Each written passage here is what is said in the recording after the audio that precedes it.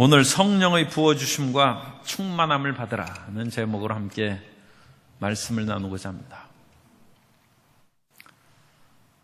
상해 임시정부의 주석이었던 김구 선생님이 하나님이 너희 소원이 무엇이냐 그렇게 물으면 저의 소원은 대한자주독립입니다. 그렇게 대답한다고 했습니다. 하나님이 두 번째 너희 소원이 무엇이냐 그렇게 물으셔도 저의 소원은 대한자주독립입니다. 세 번째로 하나님이 내 소원이 무엇이냐 물으실 때도 대한자주독립입니다. 이 나라가 자주독립이 되면 저는 나라의 문지기가 되어서 나라를 청소하고 유리창을 닦는다 할지라도 나는 행복합니다. 오늘 우리에게 하나님께서 내 소원이 무엇이냐 물으시면 성도님은 어떤 소원이 있습니까? 그런데 오늘 특별히 제가 소원을 강제로 가르쳐 드리도록 하겠습니다. 오늘의 소원은 성령 충만입니다. 다시 소원이 무엇이냐 물으셔도 주님, 저는 오직 성령 충만입니다. 세 번째 주님이 물으셔도 성령 충만입니다. 오늘은 그렇게 대답하시기 바랍니다. 오늘 성령의 충만한 부어짐에 대해서 성경에 여러 가지 용어가 나오는데 그 5가지 성령이 임하시는 용어를 통하여 우리의 신앙 자세를 한번 점검해보고 우리가 성령의 충만함을 받고 재충만을 받고 또 성령에 온전히 우리 자신을 맡기는 그런 하나님의 새로운 은혜로 채움받게 되시기를 주님 이름으로 축복합니다. 첫 번째 성령의 충만함에 대한 용어는 성령의 부어주심입니다. 아웃포링이라고 해서 하나님께서 우리에게 쏟아 부어주시는 그런 은혜입니다. 요엘서 2장 28절 이하에 이와 같이 예언이 되어 있습니다. 그 후에 내가 내 영을 만민에게 부어주리니 너희 자녀들이 장래일을 말할 것이며 너희 늙은이는 꿈을 꾸며 너희 젊은이는 이상을 볼 것이며 그때 내가 또 내 영을 남종과 여종에게 부어줄 것이며. 그래서 주님께서 어느 때가 되면 구약시대 때 제한적이고 특별한 사람들에게 부어주신 성령의 역사를 그야말로 온 나라에 그 지형성 강우 소나기만 내리는 것이 아니라 온 장마비로 온 나라에 가득 비를 부어주신 것처럼 모든 사람에게 남녀노유 빈부 귀천을 막노라고 성령이 부어주시는 그 날이 다가올 것이다. 그리고 오순절 마가 다락방에서 120명의 그런 예수님의 제자들이 오직 성령의 충만함을 위해서 기도할 때 성령이 그같이 부어주고 임하여 주셔서 사도 베드로가 사도행전 2장 33절에서 하나님이 오른손으로 예수를 높이심에 그가 약속하신 성령을 아버지께 받아서 너희가 보고 듣는 이것을 부어주셨느니라. 이 부어주시다는 단어는 에케오라는 그런 헬라어를 쓰고 있는데 붓다 쏟아버리는 쏟아. 그래서 어느 때는 그야말로 양동이에서 물을 이렇게 쏟아붓듯이 비가 그렇게 많이 내리는 때가 있지 않습니까? 그래서 1시간에 몇십 미리가 내리고 그래서 하루에 200mm의 그런 비가 쏟아져 내리는 그런 때가 있습니다. 그런 것처럼 성령의 그런 부어주시는 역사가 에케오 충만히 많아. 제가 어느 날 예배를 드릴 때 그건 그냥 공중 예배 시간이었어요. 기도원이나 그런 때에서 기도굴에 있는 것이 아니라 예배를 드리는데 성령의 쏟아 부어주신 역사가 머리부터 발까지 그야말로 시원한 물이 쫙 흘러내리도록 부어주는 가슴이 시원했어. 요즘에는 그런 것이 없습니다만 옛날에는 우물물이 상당히 시원했어요. 그래가지고 목물이라고 이제 하는데 등목 친다고 그래. 등목을 이렇게 해가지고 샘물 길어가지고 이 등에다가 부어주면 그야말로 심장이 오그라드는 것 같아. 얼마나 시원한지. 요즘에는 그런 시원한 우물도 없고 또 그렇게 어디 우물가에서 그렇게 등목을 치거나 그런 일도 이제 없을 것입니다. 그런데 그 물이 그렇게 되면 쏟아져 내리면서 더위가 싹 가시고 온몸이 시원해. 성령의 부어주심이 그렇답니다. 성령의 부어주심. 성령께서 오순절 성령 강림 이후로 그와 같이 놀라운 역사로 부어주시는데, 그때 부어주실 때 120명의 정도의 제자들이 있었어요. 예수님의 12사도를 비롯해서 예수님을 평소에 모시고 따르던 그런 여자들과 또 예수님의 어머니 마리아와 또 예수님의 형제들과 또 이름이 밝혀지지 않은 수많은 그 남녀 또 어르신과 아이들 합해서 120명이 기도에 전혀임습니다. 기도에 전혀.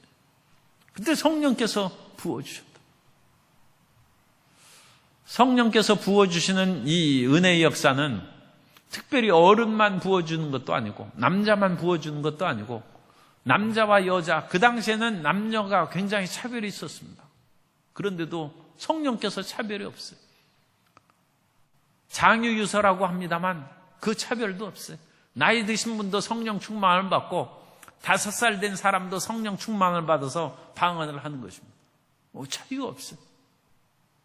그런데 그 당시 120명의 제자들이 성령 충만함을 받았을 때는 한 가지 특징은 그 사람들은 아마 대부분 거의 그러니까 120명이 다 유대인이었을 것이다. 그렇게 생각합니다. 그래서 그때에는 처음 성령의 강림이 부어졌을 때는 유대인들이에요. 유대인.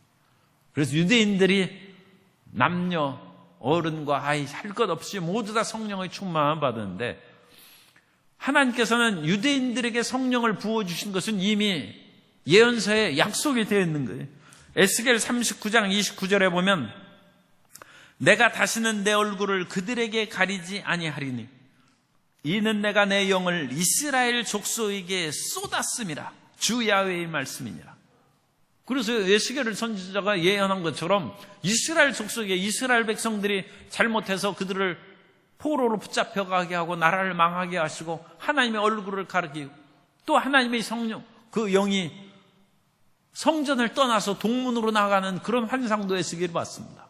그러나 때가 이르면 하나님께서 이스라엘 족속에게 성령을 쏟아 부어주신다. 그런데 이스라엘 유대인에게만 주시는 것이 아니라 이방인에게도 하나님께서는 주시는데 그 이방인에게 성령을 주시는 역사가 고넬료의 집안입니다. 가이사랴 예루살렘에서 성령이 임했을 뿐만 아니라 가이사랴에 로마의 군단이 있고 그 군대가 있는데 거기 백부장인 고넬료의 집안에 성령이 임하셨다. 사도행전 10장 45절에 베드로와 함께 온 할례 받은 신자들이 이방인들에게도 성령 부어주심으로 말미암아 놀라니. 처음에는 유대인들에게 오순절날 성령이 부어졌지만 이방인에게 차별이 없어요. 이방인에게 그 성령이 부어주고 뿐만 아니라 사도 바울은 성령이 모든 이방인들에게 부어진 것을 디도서 3장 5절 이하에서 그와 같이 암시하고 있습니다. 우리를 구원하시되 우리가 행한 바 의로운 행위로 말미암지 아니하고 오직 그의 긍휼하심을 따라 중생의 씻음과 성령의 새롭게 하심으로 하셨나니 우리 구주 예수 그리스도로 말미암아 우리에게 그 성령을 풍성히 부어주사 우리로 그의 은혜를 힘입어 의롭다 하심을 얻어 영생의 소망을 따라 상속자가 되게 하려 하심이라. 이 디도는 이방인들에게 복음을 증거하고 있을 때 그 디도에게 보낸 편지에서 모든 사람들에게 성령을 부어주심을 얘기하고 있습니다. 그러므로 오늘날 이 시대에는 이제 유대인이나 이방인이나 할 것 없이 모든 사람이 예수 그리스도를 믿으면 예수님께서 나를 위하여 십자가에 못 박혀 죽으시고 내 죄를 청산하시고 주님께서 죽은 자 가운데서 다시 살아나시고 주님께서 영광을 받으사 하늘 보좌 우편으로 올라가셨다. 승기입니다. 승기. 죽음과 부활과 승기를 통하여 성령이 임하시는 것입니다. 하늘에서 올라가셨으므로 수증기가 하늘로 올라가면 땅에 비가 내리듯이 예수님께서 하나님께 올라가셨다는 확실한 증거가 성령이 우리에게 쏟아 부어주신 것입니다. 성령이 임하신 것입니다. 성령이 임하신 것입니다. 그러므로 이 성령의 역사는 교회사 시대를 통하여 오늘날까지 계속 이어지고 있습니다. 창세기 12장에 보면 하나님께서 넌 본토 친척 아비집을 따라 내가 내게 지시할 땅으로 가면 내가 너로 큰 민족을 이루게 하고 너를 복이 되게 할 것이다. 그래서 복이 된 후에는 너를 축복하는 자에게는 내가 축복하고 너를 저주하는 자에게는 내가 저주하리니 너로 말미암아 천하 만민이 모든 사람이 복을 받을 것이다. 만민 축복의 그 예언이 하나님의 약속이 창세기 12장 3절에 그와 같이 너로 말미암아 천하의 모든 사람들이 복을 받는다. 그런 것처럼 그리스도 예수 안에서 모든 사람들이 하나님의 은혜를 받고 구원을 받고 성령의 충만함을 받게 된 것입니다. 그 놀라운 역사가 20세기에 일어나서 그것이 우리 오순절의 성령의 충만한 역사입니다. 20세기에 우리 오순절 교단이 생기고 이 오순절 교단은 그러니까 순복음교회라든지 그런 그 성령의 충만한 그런 몇몇 교단에서부터 시작한 거예요. 그것이 성령의 첫 번째 물결이라고 할 수 있으면 그 다음 제2의 물결이 오순절 교단 이외의 개신교에도 성령의 역사가 나타나 은사주의 운동이라고 합니다. 그래서 성령의 놀라운 역사가 장로교, 감리교 모든 그런 데도 퍼져나갔어요. 순복음에만 성령의 충만함이 있는 것이 아니라 그런 다른 그 교파에도 성령의 역사가 나타나고 심지어 카톨릭에도 성령 운동이 일어나고 그러다가 제3의 물결이라는 또 성령의 역사가 이루어져서 계속적인 성령의 역사, 성령의 부어주심이 오순절 마가다락방의 성령의 부어짐으로부터 2000년이 지나도록 계속 우리가 성령의 부어주심을 받고 있는 것입니다. 그러므로 우리는 주님께서 약속하신 성령의 부어주심으로 충만하여 내 영혼을 시원하게 하시고 성령이 부어주로 말미암아 우리의 병이 치료되고 성령이 시원하게 씻어 내려가면서 우리의 심령만 깨끗해지는 것이 아니라 우리의 몸도 치료되고 우리의 연약함이 다 떠나가게 된 것이고 마귀와 저주의 세력이 사라지게 될 줄로 믿습니다. 성령의 부어주심이에요. 성령. 주여 성령의 부어주심으로 새롭게 되게 하여 주옵소서. 두 번째 성령의 임하신 것은 위에서 떨어져 내려오는 것을 말합니다. 위에서 내려오는데 위에서 내려오는 것이 falling on이라는 그 위에서 그냥 떨어지는 거예요. 사람이 하도 그 먹을 것도 없고 기가 막히면 가끔 하늘을 봅니다. 흥부가 아마 그랬어요. 혹시 하늘에서 밥이 떨어지지 않나 해서 하늘을 한 번씩. 하늘에서 떡이 떨어지는 얘기는 제가 뭐 잘 몰라도 떡보다 더 좋은 성령은 하늘에서 떨어집니다. 그래서 하늘을 좀 바라봐야 돼. 하늘을 바라보서 성령의 그런 충만한 그런 떨어져 내리면 밥도 생길 줄 믿습니다. 성령이 떨어져 내려오는 이 성령이 내려오는 것이 에피핍토라는 단어를 쓰는데 베드로가 이 말을 할 때 성령이 말씀 듣는 모든 사람에게 내려오시니 우리말은 참 점잖게 번역을 했어요. 베드로가 그리스도 예수를 증거하고 그럴 때 고넬료의 집에 내서 하는 설교입니다. 그 사도행전 10장. 그래서 베드로가 이 말을 할 때 성령이 말씀 듣는 모든 고넬료의 가족 사람들에게 내려오시니 했는데 하늘에서 떨어져 내려온다. 우리가 하나님의 말씀을 들을 때 주님께서 원하시고 기뻐하신 대로 성령의 불이 떨어지는 성령의 불이. 성령의 불 받으라고 그러는데 그것은 사람이 주는 것은 아닙니다만 하나님께서 불이 떨어져 내려오는 거예요. 제가 꿈속에서 그 성령의 불이 떨어지는 것을 봤는데 제가 예전에 그 어떤 대학생 그 단체에서 그 신앙 활동을 좀 했는데, 거기가 열심히 성경 공부는 시키는데 방언을 못하게 하더라고. 그때는 저는 이미 방언을 받았을 때인데, 그래서 그것을 어떡하나, 이 사람들하고 이제 이별을 해야 되지 않나.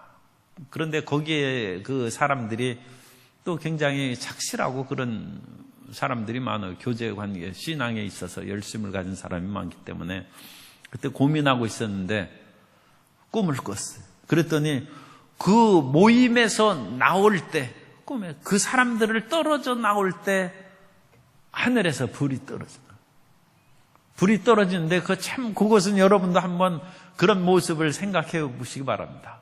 하늘에서 불이 떨어져 나오면서 내 머리 위에서 그것이 팍 터지더니 총천연색으로 세계지도가 쫙 생기더라고요. 그건 참 멋있잖아요. 그죠? 여러분도 한번 생각하고 그런 꿈을 꿨어요.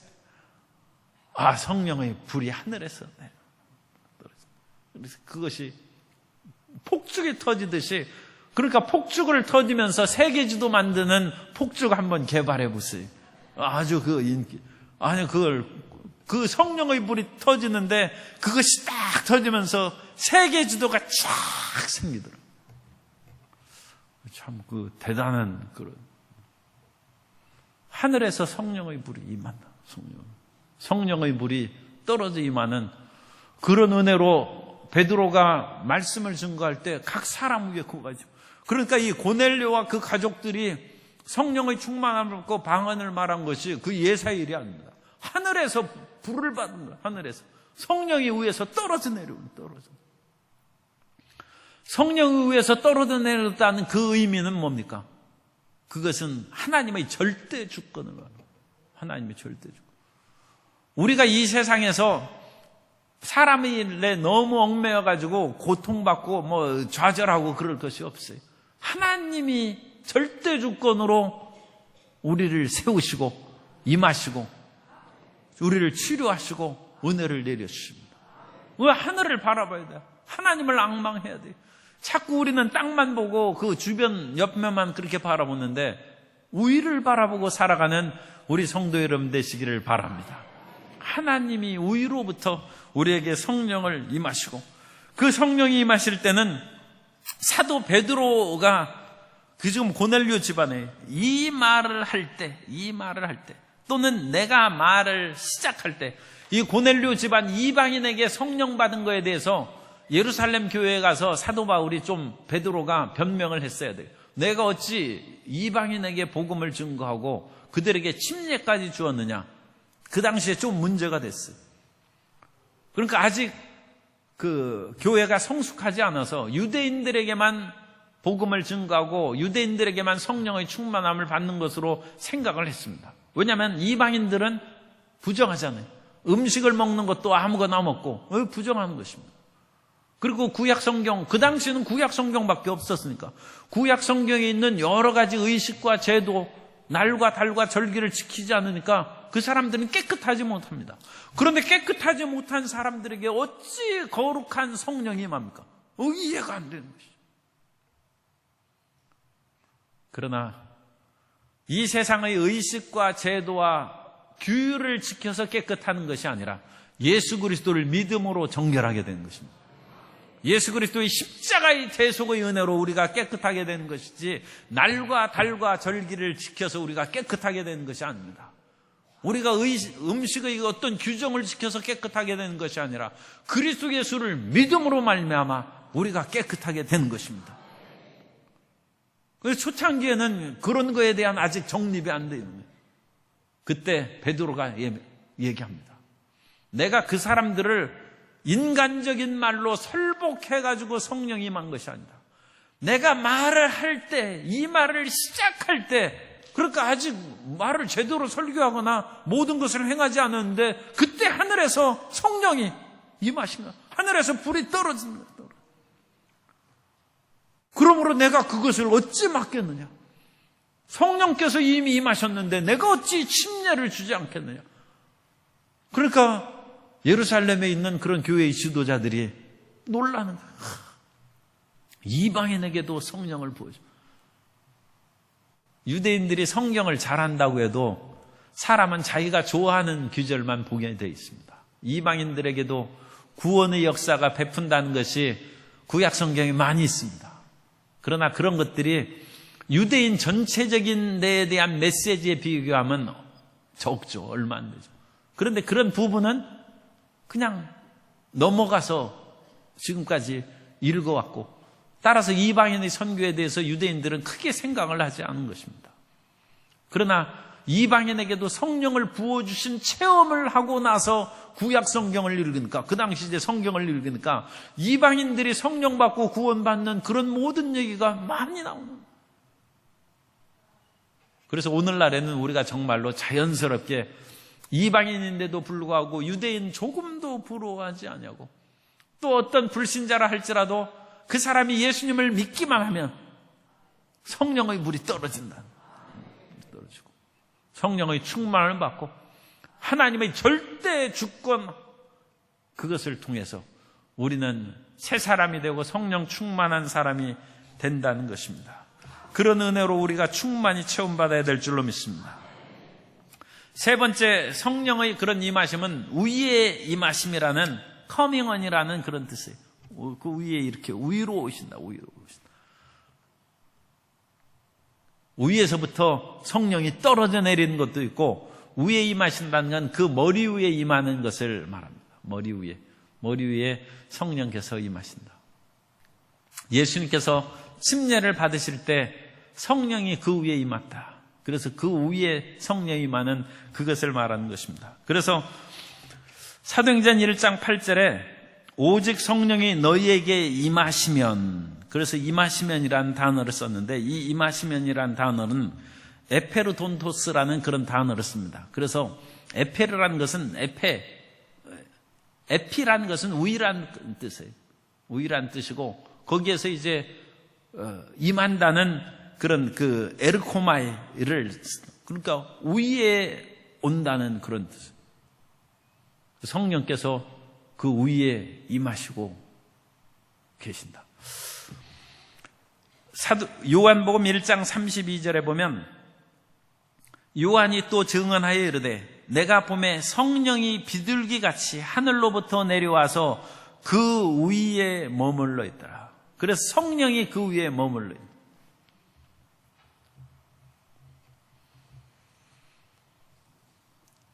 옛날 우리 그 얘기를 보면 이제 남이 장군이 어느 날 길을 걸어가는데 어떤 여인이 떡을 머리에 이고 있는데 떡 위에 귀신이 앉아 있는 것이 보여요. 머리 위에 귀신이 딱 앉아 있어요. 그래가지고 아니 저게 이제 그 남이 장군이 그게 눈이 보이는 거. 그래 큰일 나겠구나 해서 그 집을 따라갔더니 아니나 다를까 그 떡 맨 사람이 들어간 집에서 막 큰 소리가 나고 사람이 죽었다. 그런 얘기가. 그래서 남이 장군이 그 집에 들어가서 무슨 일이 있냐 하니까 갑자기 이 집에 있는 딸이 그렇게 숨이 막혀서 떡을 먹다가 질식해서 지금 죽었다는 거예요. 내가 치료해 줄 수 있는데 들어가 볼 수 있느냐. 다급하니까 이제 들어가라고 했어요. 절대 문을 열거나 누가 봐서는 안 된다. 그렇게 해서 들어가서 하니까 그 귀신이 목을 조르고 있는 거예요. 그 집딸. 그러니까 떡에 목이 막혔는데 이제 귀신이 목을 조르는 것으로. 그래가지고 그 귀신을 이제 붙잡았는데 그 귀신이 막 반항하면서 남이 장군이 청년 때는 이 남이 장군은 정말 힘이 센 장수였나 봐요. 그래가지고 이 귀신이 감당을 못하고 막 도망가려고 방을 여기저기 헤매다가 나갈 길이 없어가지고 꼼짝없이 붙잡히게 됐는데 이 젊은 총각이 아무리 죽은 딸이지만 처녀 딸 방에 들어갔으니까 궁금해가지고 거기에서 하인이 바늘구멍을 뚫고 거기에다가 뭐 하나 이렇게 봤는데 그 바늘구멍을 뚫고 귀신이 나갔어요.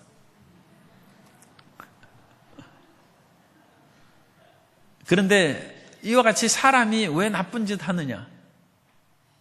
귀신이 그 머리 위에 있으면 그렇답니다. 우리 머리 위에 끊임없이 새들이 날아다닌다. 새들은 이제 그 귀신을 상징하는 것으로도 생각할 수 있어요. 그래서 새들이 날아다니는 것을 어떻게 하겠어요? 그거 날아다니게 해야지. 그런데 그 새가 우리 머리 위에 앉아서 까치집을 짓고 새집 짓고 그 머리 위에 살면 안 되잖아요. 그런 일을 행해서는 안 된다. 새가 끊임없이 날아다닙니다. 끊임없이 우리에게 생각이 왔다 갔다 한다는 거예요. 생각을 통하여 귀신이 역사하는 것입니다. 사람이 생각하는 것을 내 생각이라고 그냥 그거 붙잡고 생각을 즐기고 했다가는 큰 낭패를 당할 수가 있어요. 그 생각은 날아다니는 새처럼 끊임없이 악의 영들이 그 생각을 집어넣어줘. 그 생각을 잘 지켜야 돼요. 지킬 만한 것보다 내 마음을 지키라. 생명의 근원이 이에서 남이니라. 그런데 이 새들만 날아다니는 것이 아니라 성령이 그 머리 위에 임한다는 성령이. 그래가지고 어떤 사람은 그런 마귀가 까치 짓고 사는 사람도 있고 맨날 생각하는 것이 부정적이고 파괴적이고 못된 생각만 그렇게 하는 그런 사람이 있고, 성령이 예수님처럼 비둘기처럼 그 머리 위에 임한, 하나님의 은혜가 그 위에 임하는 것입니다. 그 은혜가 항상 임한 것이 성령 충만이에요.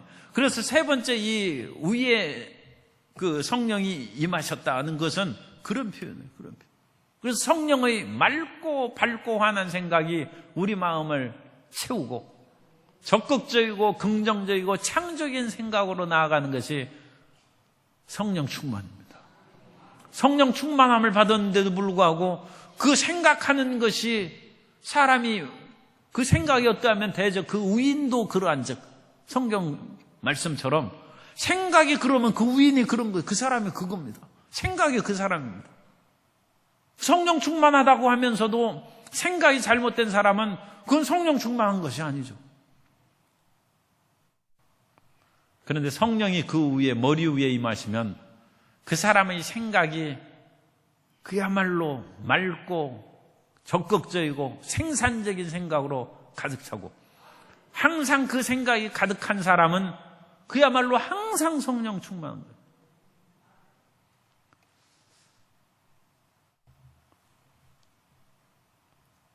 지난 2월에 제가 스리랑카를 갔다가 거기에서 인도하고 네팔 그런 선교사들에게 이제 특강하고 또 같이 예배를 드리고, 그러다 보니까 또 10월에 또 그 네팔에 와달라고 그래가지고, 올해는 이제 지금 그 꽉 차가지고 못 나간다.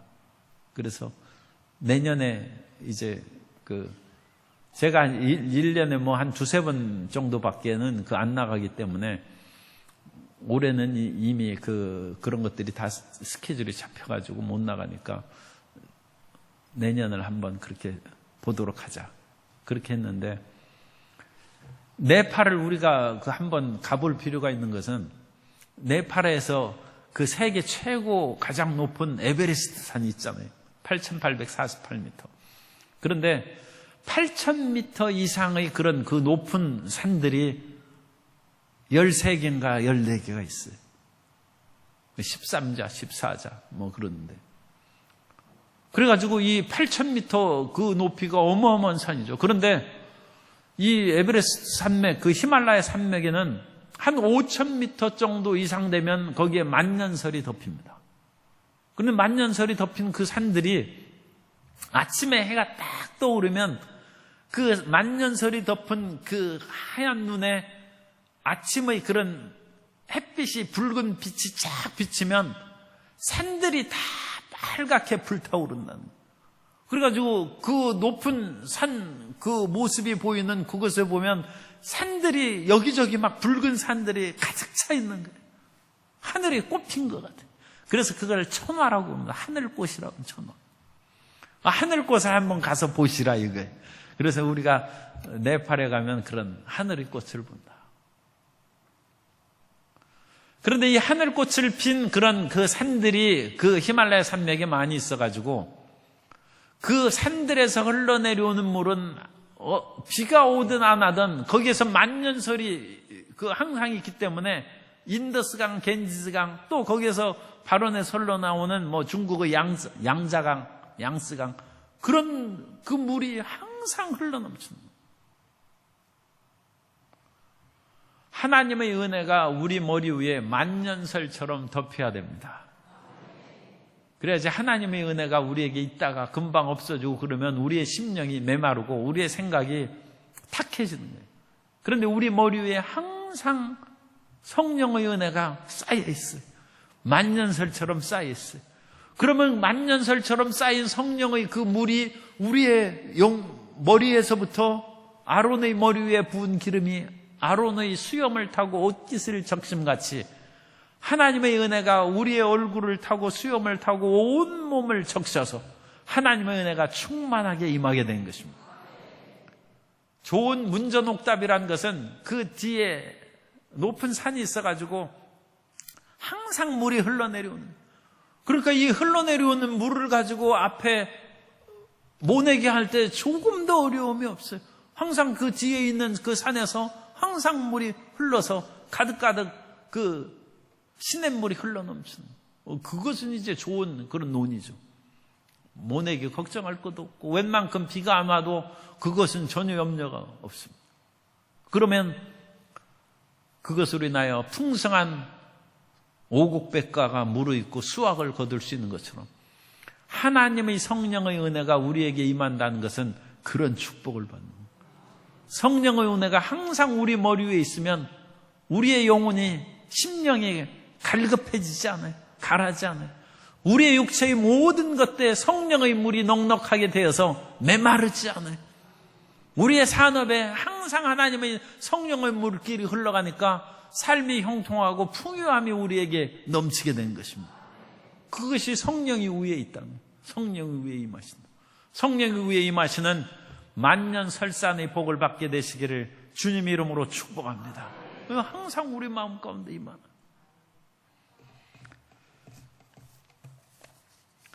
그 다음에 네 번째는 성령의 침례를 주신다는 그 표현이 있어요. Baptizing with the Holy Spirit. 그래서 랩타이즈라고 하는 성령 침례라고 그래요.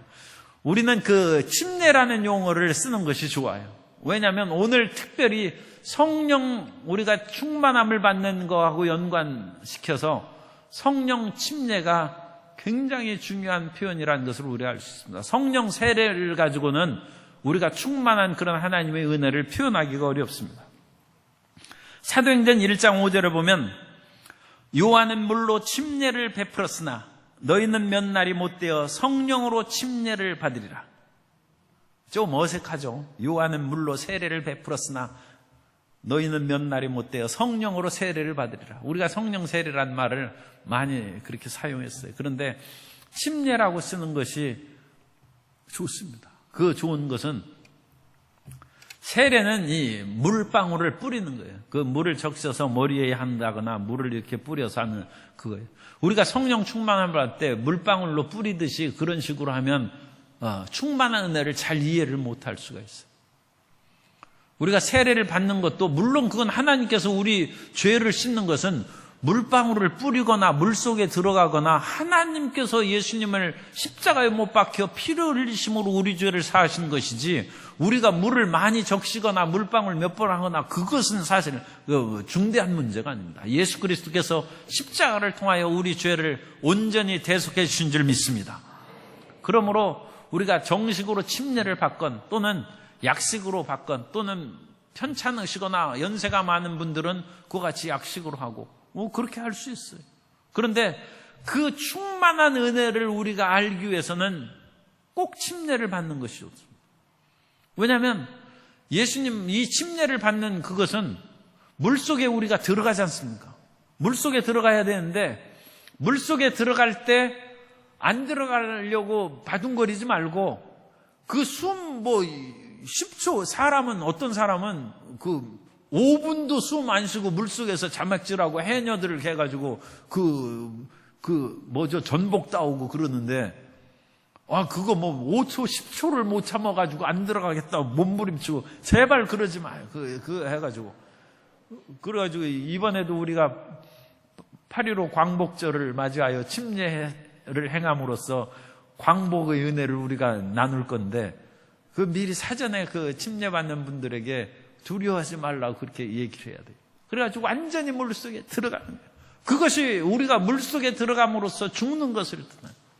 죽고 죄에 대해서 죽었다는 거예요. 얼마나 참 대단한 일입니까? 실질적으로 우리가 죄로 말미암아 죽어야 마땅한데 물속에 들어가서 죄가 사해진다는 것은 그건 기적이고 하나님의 은혜입니다. 그리고 물속에 들어가. 그리고 금방 거기에서 하루를 살다가 나오라고 해도 우리가 그럴 판인데, 그죠? 우리 죄 지은 것이 작은 일이 아니잖아요. 그런데 주님께서 하루도 아니고 1시간도 아니고 겨우 그냥 10초 들어가면 금방 나와도 우리는 주님 안에서 다시 부활하시는 생명으로 채우는 것입니다. 부활의 생명으로 채우는.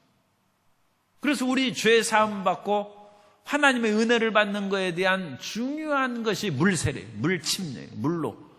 그런데 너는 물로 침례를 받는 것뿐만 아니라 성령으로 침례를 받는다. 그렇다면 우리가 성령 충만함을 받는다는 건 뭐예요? 성령에 잠기는 거예요, 잠기는. 그러니까 성령에 잠겨야지. 성령에 이렇게 해가지고 이 몸만 이렇게 팔만 잠기면 어떡하겠어요? 성령에 충만하게 잠겨야죠. 그러니까 우리의 몸, 온 몸까지 우리가 완전히 물속에 잠김으로써 성령의 침례를 이해할 수 있다. 성령의 침례를 받지 않으면 우리가 상당히 부족함이 드러날 수 있다는 것이 또 그런 얘기가 있어요. 아킬레스라는 아킬레스의 발 뒤꿈치 아킬레스건이라고 있죠. 그래가지고 그리스의 그런 이야기인데, 그 아킬레스의 어머니가 테스티인데 그 사람이 자기 아들을 낳고 아들을 불멸의 죽지 않는 용사로 만들기 위해서 불멸의 강 속에 자기 갓난아기를 집어넣는 거예요. 그래가지고 물 속에 딱 집어넣어서 온몸이 이제 어떤 칼이나 창이나 활도 뚫을 수 없는 그런 몸이 되는 거예요. 그런데 발 뒤꿈치를 딱 잡고 물 속에 집어넣는 거예요. 그래가지고 발 뒤꿈치를 잡은 그것만에는 물이 안 묻은 거예요. 그래서 아킬레스의 발 뒤꿈치가 취약점이에요. 약점이 돼요. 나중에 아킬레스가 거기에 화살을 맞고 죽습니다. 그래서 그런 이제 비극의 그런 이야기가 나오는데, 우리가 성령 충만함이 그거예요. 성령 충만함을 받을 때 완전히 물속에 안 들어가려고 하지 말고 완전히 들어가서 침례를 받은 것처럼 성령의 충만함을 받으면 나의 모든 것을 온전히 주님께 맡기고 잠겨야 될 줄로 믿습니다. 그래서 안 잠긴 부분이 그게 말썽이 되고 문제가 돼요. 에스겔 47장에 보면 성전 문지방에서 물이 흘러내려오는 그 환상을 에스겔이 보는데, 물이 계속 흘러나오면서 1,000척 지나면서 재보니까 발목까지 이제 물이 나오고, 그 다음에 1,000척 가니까 무릎까지 물이 잠기고, 또 1,000척 가니까 허리까지 물이 잠기고, 나중에는 이제 온몸을 잠기는 그런 큰 강이 돼요. 성령 충만함을 받아도 발목이 잠기는 그런 성령 충만하면 표현이 좀 야합니다만 천방지축으로 뛰어다니는, 그 사람 성령 충만 안 받은 것이 아니에요. 그런데 겨우 발목값밖에 안 받아서, 그럼 지 맘대로 다니는 것이죠. 천방지축으로. 그런데 무릎까지 물이 차면, 옛날에 시냇물을 걸을 때 무릎까지 이렇게 가면 좀 걷는 것이 힘들고 물살이 세면 넘어질 수도 있어요. 그러니까 그때는 내 맘대로 하더라도 성령의 물길에 조금 영향을 받고 자기 맘대로 못 사는 거예요. 허리까지 가면 그건 상당히 이제 성령에 의해서 끌려가는 것이죠. 허리까지 물이 차면 자기 마음대로 뛰어다니고 그럴 수는 없지 않습니까? 그런데 이제 발이 안 닿는 상태까지 들어가야 돼요. 그러면 어떻게 해요? 성령께 맡기고 사는 것이죠. 그죠? 내 맘대로 살아가려면 내 발로 땅을 딛고 살아갈 때 내 맘대로 뛰거나 하거나 할 수 있지 않습니까? 그런데 이제 발이 땅에 닿지 않아요. 성령의 물길에 끌려가서 사는 거예요. 물살이 휩쓸려가면 절대로 비 오거나 그럴 때 시냇가에 들어가고 그러지 마십시오. 위험하니까. 그러나 우리가 성령에 있어서는 성령의 그런 흐름에 우리가 맡겨야 돼요. 그래야지 내가 발 딛고 땅에 거슬려 나아가고 나는 딴 데로 간다고 해서 걸어 나가고 그러면 되겠어요. 성령의 침례를 받는다는 것은 그런 의미입니다. 그래서 우리가 성령의 침례를 받은 사람은 그냥 손만 잠그는 거 아니에요. 우리 발만 잠그는 것이 아니고 우리의 몸만 잠그는 것이 아니라 우리의 생각, 우리의 모든 것을 몰두한다고 그러죠. 몰두라는 것은 머리가 물속에 잠기는 것이 몰두예요. 머리를 잠그는 거예요. 이제 사는 것은 내가 아니오 내 안에 그리스도께서 사시는 것이다. 그 몰두하는 것이. 그것이 성령 침례입니다. 성령 침례. 그러니까 성령 침례라는 것은 그 의미를 생각할 때 우리가 굉장히 중요하다. 내가 내 마음대로 사는 것은 이건 성령 침례는 받기는 했죠. 받기는 했지만 제대로 지금 하는 것은 아니다. 성령 충만함을 받았는데 왜 내가 제대로의 삶이 되지 않는가? 발목만 잠겨가지고 여기저기 뛰어다니는데 그 성령 충만이 되겠습니까? 그럼 우리는 온전히 성령께 맡기고 살아가는 은혜를 받아야 될 줄로 믿습니다. 다섯 번째, 끝으로 성령의 충만함, 필링, 성령의 충만함을 받으라. 가장 우리가 이제 많이 사용하는 그런 그 단어가 성령 충만함입니다. 그래서 이 성령의 충만함을 받을 때는 외부적인 충만함과 내면적인 충만함의 그 두 가지 뜻이 여기 있습니다. 그래서 오순절 마가다락방에 성령이 임할 때 그 성령의 그 모든 역사가 그 오순절의 마가다락방에 충만해. 외부적인 그 상황도 모든 것이 가득 찬 급하고 강한 바람 소리가 있고 그 모든 것이 꽉 찬 그런 모습을 보여주는데 구약에서도 하나님의 영광의 임재가 나타날 때 성전에 구름이 꽉 차서 제사장들이 능히 섬기지 못했다. 열왕기상 8장 10절 이하에 보면 제사장이 성소에서 나올 때 구름이 야훼의 성전에 가득하매 제사장이 그 구름으로 말미암아 능히 서서 섬기지 못하였으니 이는 야훼의 영광이 야훼의 성전에 가득함이었더라. 그래서 성령이 충만하게 임하면 이런 그 우리의 집안에서도 성령이 충만한 집안은 나만 충만한 것이 아니라 온 집안의 그런 분위기라고 할까요? 그런 그 성령의 역사가 가득한 거예요. 어느 때는 우리가 이제 냉랭한 것을 느낄 때도 있고 그렇지 않습니까? 그럴 때 우리는 주님, 저에게 성령의 충만함을 주실 뿐만 아니라 저와 함께 있는 온 사람들이 그런 충만한 속에 머물게 하여 주옵소서. 그리고 구름이 빽빽한 그 속에 같이 잠기면 모든 사람이 사랑하고 화목하고 행복하게 되는 것입니다. 그래서 충만한 역사는 이런 외부적인 충만의 의미도 있다는 것을 우리가 기억하고 그 다음에 더 중요하고 본질적인 것은 우리 내면의 성령의 충만함이죠. 우리 내면의 성령의 충만함을 받아야 되는데 사도행전 9장 17절에 보면 아나니아가 떠나 그 집에 들어가서 그에게 안수하여 이르되 형제 사울아 주 곧 내가 오던 길에서 나타나셨던 예수께서 나를 보내어 너로 다시 보게 하시고 성령으로 충만하게 하신다니. 그래서 사울이 부활하신 예수님을 만난 후에 눈이 안 보이게 됐어요. 하나님이 핍박하고 수많은 예수님 믿는 사람을 괴롭게 했으니까 하나님이 징계를 내리셔서 안 보여가지고 그 다메섹으로 들어갈 때 인도자를 받아서 그와 같이 갔어요. 그러나 사울이 부활하신 예수님을 만나서 철저히 회개하고 금식하며 기도한즉 하나님께서 성령의 충만함을 주시면서 눈에 비늘 같은 것이 떨어져 나서 눈이 다시 보게 됐습니다. 그래서 우리가 처음에 몸이 아프거나 믿음이 조금 연약하면서 처음 믿은 사람들에게 성령 충만함을 받으라고 하는 것은 성령 충만함을 받을 때 병이 낫는 거예요. 사울도 이와 같이 눈이 치료돼가지고 낫지 않습니까? 그래서 하나님께서는 우리의 내면의 영을 충만하게 할 때 우리의 혼도 마음의 생각도 바꿔주시고 우리의 몸도 치료해 주십니다. 그래서 이 성령의 내면의 충만함은 영혼 몸의 이 전인적인 충만함으로 의미가 됩니다. 그래서 우리는 전인적인 성령의 충만함을 받아서 우리의 영으로도 성령 충만하고 마음의 생각도 바뀌고 몸도 치료받는 은혜를 받게 되시기를 바랍니다. 그런데 이와 같이 성령의 충만함을 받을 때 한 번 충만함을 받는 것이 아니에요. 성령의 불이 떨어지고 그런 것은 거의 일회적인 것이 많습니다. 우리나라에도 성령의 불 받고 그와 같은 체험하는 많은 분들에 대한 간증이 있는데 그런 분들에게 성령의 불이 계속 떨어졌다는 그런 간증은 거의 없어요.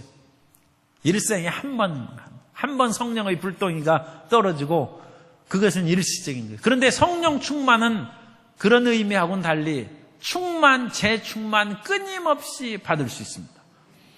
베드로가 오순절날 성령의 충만함을 받은 후에 그 다음에 또 다시 충만함을 받은 얘기가 사도행전 4장 8절에 보면 2장에서 사도 베드로가 이제 충만함을 받았죠. 그런데 4장 8절에 보면 이에 베드로가 성령이 충만하여 이르되, 성령의 재충만이죠.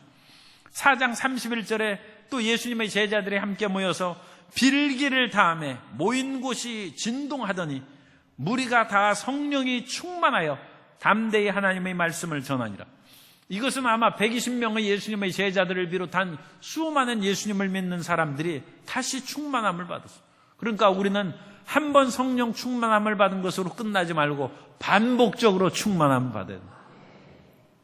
반복적으로 충만함을 받기 위해서는 빌기를 다하며 모인 곳이 진동하고 무리가 다 성령의 충만함을 받았다는 것처럼 기도해야 됩니다. 기도는 이론이 아니고 실질적으로 해야 됩니다. 실질적으로 30분, 1시간, 2시간 기도하면 성령이 충만해집니다. 그리고 성령이 충만해지는 것을 기도를 계속하다 보면 성령이 계속 충만한 상태로 유지돼요. 성령이.